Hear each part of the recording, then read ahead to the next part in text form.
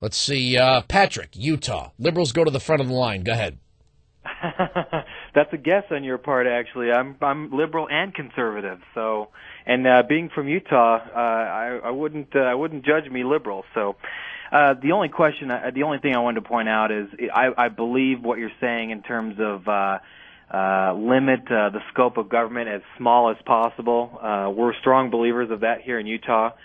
I think certain services should be scoped differently, education to your local school board and zoning issues to your municipal government. But there are other things, too, that the scope needs to be widened out, like national defense. That's a federal issue. Immigration. But no, well, hold on. Those are. That is not a question of earmarking. The Constitution clearly calls for border protection and a United States military.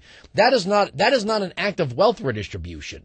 If right. Utah, if we were to return revenue to the states via a federal tax reformation, meaning the federal government can't go beyond this, that, or the other thing.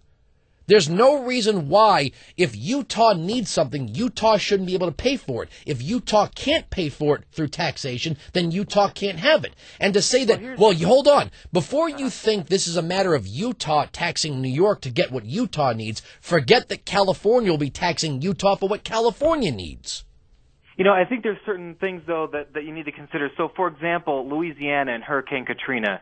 And, I wouldn't have chosen to live in the lower Ninth Ward, but they're facing a huge burden. And so, New Orleans needs help by the rest of Louisiana. Louisiana may need help by the rest of the United States.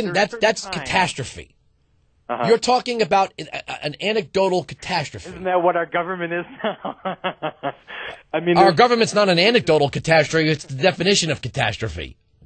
I'm just saying that there are certain things, whether it's emergency responders in New York or whatever it is, there are certain things that we're going to need to make judgment calls. In terms of the national debt, going to the larger argument, though, the national debt, or some other national issues, there are certain times where our nation needs to pull it together. Our nation, whatever has happened in the past. But pulling together does not mean having to violate the Constitution as it's written. It doesn't. We're right. They're wrong. That's the end of the story. And who got the country into debt, the states or the federal government? States can't borrow money on the credit of the United States. Only the federal government can. We're right. They're wrong. That's the end of the story. I'll get all of your calls next. SiriusXM Patriot.